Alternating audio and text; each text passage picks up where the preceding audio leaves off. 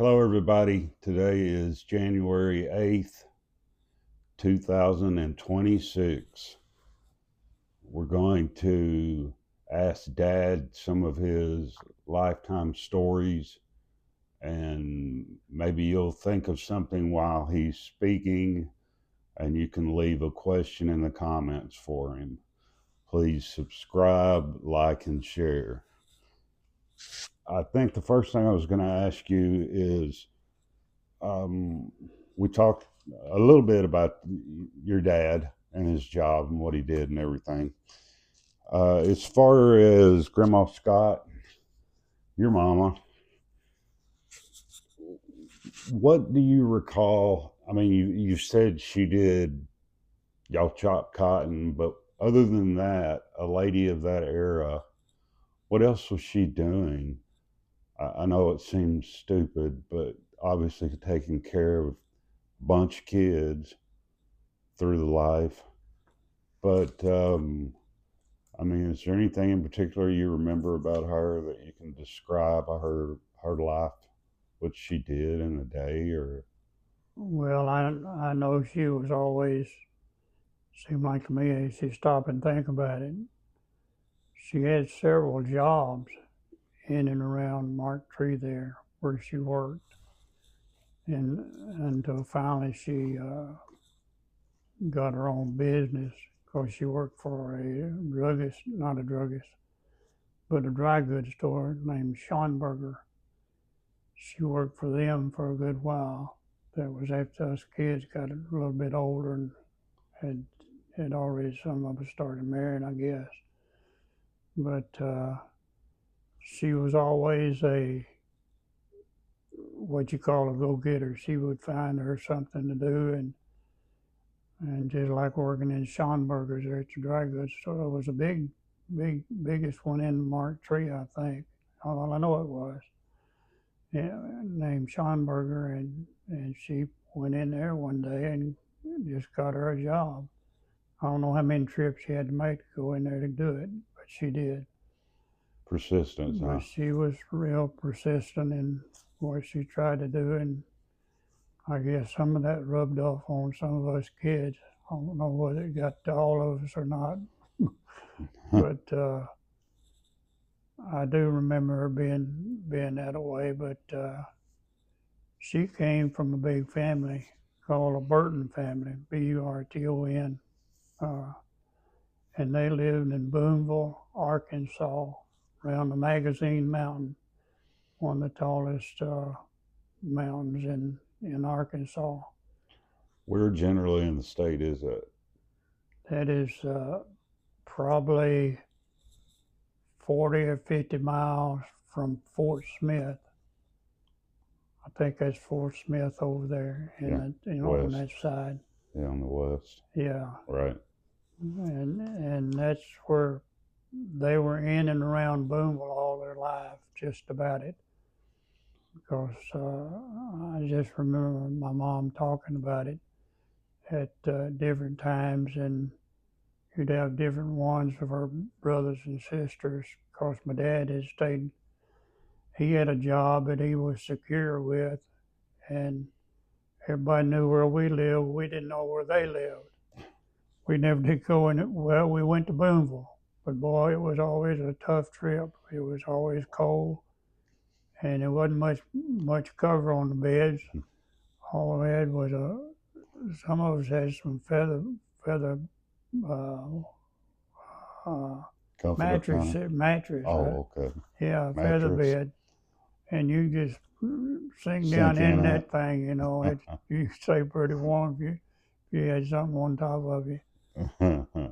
But we always like to go out and hunt persimmons when we get to Persimmons. the hill country, Yeah. because they were about a little bit smaller than a peach, and Are, sometimes we'd find us a persimmon tree and eat persimmons for a while. are they as good as a peach? Oh yeah, they were good, Yeah. but they Or, most of them, if they hit the ground, something picked them up pretty fast because it was good eating, is what it was. And but we'd always try to find us a persimmon tree and lounge around and just kill time that way and see what else we could get into when we went up there. But I do remember it was cold. When y'all would go to Boonville, it was always cold, huh? It seemed like it was. Yeah. Yeah. Or the time of the year that for some reason they picked to go. Yeah, that's what it was. And I didn't have much dealings in, hey, you kids want to go here and want to go there. Although I take that back, we did convince my mom and dad we'd always want to go to a picture show, Mm-hmm. and we could go in Tyronza, which was about 4 or 5 miles from Arctree towards Memphis is where it was. And sometimes we wouldn't have enough money. I mean, we'd start asking Dad how much you got, Mom how much you got, because we didn't have any. But we could get into the movie, all of us, on $1 and a nickel. So you knew you had to come up with at least $1 and a nickel. We had to have $1 and a nickel, and Right. some way or another, we keep begging and say, "Oh, come on!" And finally, Keep we'd find looking. $1 and a nickel. Keep looking. So we would, because he had a company truck, and he would. It was pretty well filled up with gas, and that was pretty well paid for as far as vehicle and transportation. But that was some of the things that was a luxury. Especially, it gave us an incentive to try to get them to do something that we wanted them to do. Right. And it was really rewarding to us. I know it was to me. Do you remember what it would be your grandparents on Grandma Scott's side of the family, what her parents did, or do you have any recollection of them? Grandma Scott's, it'd be your grandparents on her side. The only one I know about was her dad, Mr. Burton. Right. And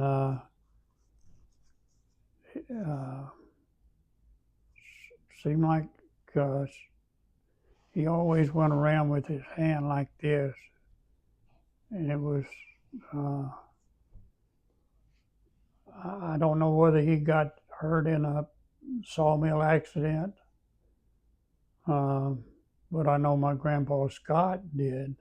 He got his part of his foot cut off up to his ankle, just about it. Whoa. Well, it cut it off right across there, and we call the rest of it looked like an elephant's foot down there. Like a nub. Of course, wasn't no toes on it out there. But as far as any of them that I can remember, would just be my Grandpa Burton and my Granny Burton, which we didn't have a lot of dealings with. I knew she was a big, heavy-set woman, but we'd always eat good whenever we went up there. We'd eat till we filled up. Right. And sometimes that was unusual around the house. We just a meal. Yeah, a meal wasn't. It was just different. It was always good. This lady really cooked good, I think. So we'd always go out and try to run up down them hills and going here and going there. And they lived right on the 64 highway. That's the one that runs. It was the old highway that run between Little Rock and Fort Smith, and I know it was south of the interstate. But they lived on 64 there at Boonville, and it was not very far on into Fort Smith. Well, I just don't have no recollection hardly. Right. I know we got a lot of I want to say business. We got a lot of people from her family. They came in there, her brothers and sisters. They would show up any time of the day or night or something or other, just on their way. And sometimes my mom and dad would tell us that that Joyce was coming, or Vanita, that was her sister's. Mm-hmm. And usually they would call and let her know, but most time it was just another one of her sisters. We didn't know them very well at all. Yeah. It was like seeing somebody strange. I mean, they wasn't a family. You were young, right? Yeah, we were young, anywhere from, I don't know, I guess Franklin was the youngest, but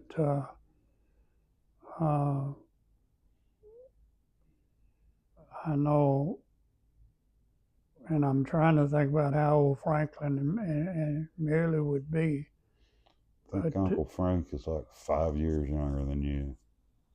Okay. I think. That may not be right, but I think. That sounds about right. But it was just, wasn't no trouble for us to have fun up there.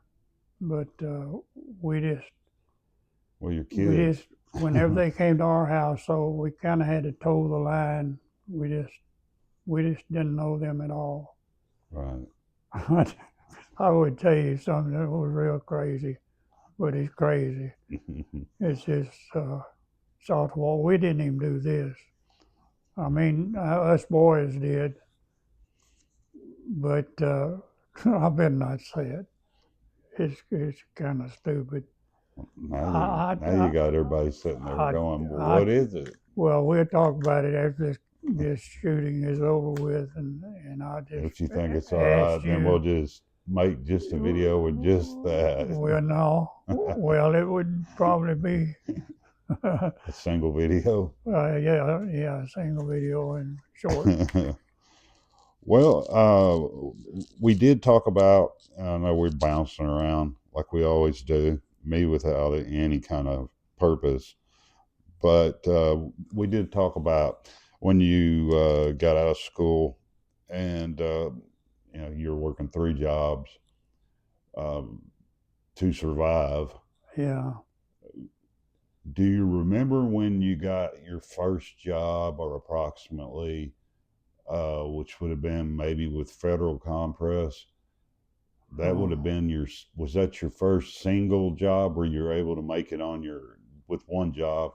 Well, let me tell you how I got my first job. Okay. A guy by the name of Sam Hartzell. He lived there at the Lock and Dam in a little rental house. And it was right in the curve right before you get to the locks. But Sam ventured off into Mark III and got him a job down there, a different job. But he finally got him a job in Memphis, Tennessee. And I was working for Fruhoff Trailer Company. And he finally got me to going over there. And we even roomed together in a rooming house out pretty close to where we worked. And we would stay there through the week from Monday night to Friday till we got off. We would go home. Right. Is what we would do on a Friday. And he did get me a job, and I was really thankful for it because it worked into a better job. We were building Fruhoff trailers, is what it was. And that's a semi-truck flatbed. That's a flatbed, but it's got the cover on it. It's a complete trailer. Box trailer, I guess you'd call it. But I had a job there, a good job, making $1.79 an hour. And it just went up from there. And the time I left, and I don't remember exactly whether I got laid off. I think I did, is what happened. That I got laid off from Fruhoff, okay. But I did have a good job when I left from there. And I was hanging the back doors on those trailers. And none of them ever matched up. They'd be up or down or something. You always had to the hangers over here, you'd have to hit them with a sledgehammer and knock them over this way or that way to really get it set in the back of the trailer. Now, am I recalling that you did say something about some guy getting his hands closed in the back of that door or something, or y'all were doing work and No, it was it's me. okay? I was going to see they'd have the doors built for that particular trailer, Prefabbed up. and I'd go pick it up on a thing that we carried them on. It was kind of like you see big glasses on these. Skyscrapers, Oh, it's a deal that you carry glass. on or Was it got something. like rubber suction Well, it'd cup? be kind of like this, and they'd be sitting on the Oh, side it's like it's that. leaning at an angle where it won't Yeah, fall. Okay. yeah. But I'd go from one place to the next, and you had to go through into another building to get your doors. And I had some on top of my gondola or whatever you call it, and had those doors laid up there. And as I was going back to my trailer, with those doors laying on top of my gondola, I think is what they call it, it hit the top of that, and I had my hands in there like that. If I'd been going very fast, I'd probably done some real Taking bad them off. damage. Yeah, may have. No. But I remember I really bunged them up, really cut them. That's what I did. Of course, those doors were just rough up there, and they bit into it pretty good. But I remember that, but there was always somebody with doing that kind of work. You hear about in the shop or something like that. You hear about so and so. Accidents. Yeah, I had an accident. Well, you were talking about your well, I lost my train of thought when I was sitting there fixing to tell you what you were saying. I'm sure that's going to give everybody a good little chuckle. I should have shut up so you could talk to me a little while. It's your turn now, I ought to say. Well, So what we maybe- were talking about was Grandma Scott's side of the family, Yeah, and you had started talking about visitors coming through from her side of the family. You didn't know them very well, right. and when they would come visit, it was almost like strangers, is what you were saying. And so, do you think it was always that way that y'all? Was it the distance? Do you think Well, to I travel? think Is that what kept the I family think separate, that was kind of? I think that was a big thing. And it was probably a lot of money to be able to go from west side of the state to northeast part of the state. Well, I remember her brother Joe Burton came in one time on a motorcycle. Of course, he couldn't ride but one at a time, I guess, unless you could have tied another one on the back of that motorcycle. But he let me drive it just a little bit when I'd get down past the trestle, or you had to go over the railroad. You know where that is. About 2 miles from the house up there going out. But he came in one time on that motorcycle, and he knew where the railroad was because he'd already been there for a day or two, and he'd been over back and forth in the town. And he said, "You want to jump this railroad that we're going up through here?" Yeah. By the time I said it, he went over it. I was trying to say something. And hang on. Yeah, but I wanted to be macho. If you could, whatever you wanted to do, I'd try to do. But here I was, probably about 14, 15 years old. I believe it's about how old I was when this happened. But he jumped it on the low. He was on the low side when he went across, and it was a little higher on that other side. because I don't think he could ever got it back straight if he'd been going from the high side to the low side, Yeah. because he could jump farther. Right. But that silly rascal, he went over and I was right behind Gave him it his best shot. because I was hanging on for dear life. I mean, it was a thrill to do something like that, but it was so dangerous, boy. Because you see these motorcycles sometimes when they All almost kind of wiggling, oh fish down. they really wiggle when they start to crash or something. I think where we were at with when we got sidetracked was we were talking about working, and you were talking we were talking about your first real good job, to where you were able to work one job. Yeah, that was a good and job. you were talking about working there at the Fruhoff trailer, and how you got laid off. Yeah. Where did you go from there? I guess you just automatically started looking for another job, or was there somebody you had already talked to for work? Well, let me tell you how I originally got my first job.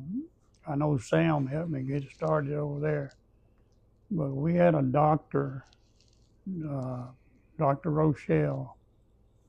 Uh, he would come out to our house, and more 9 times out of 10 we'd have the fish that he wanted or the game that he wanted.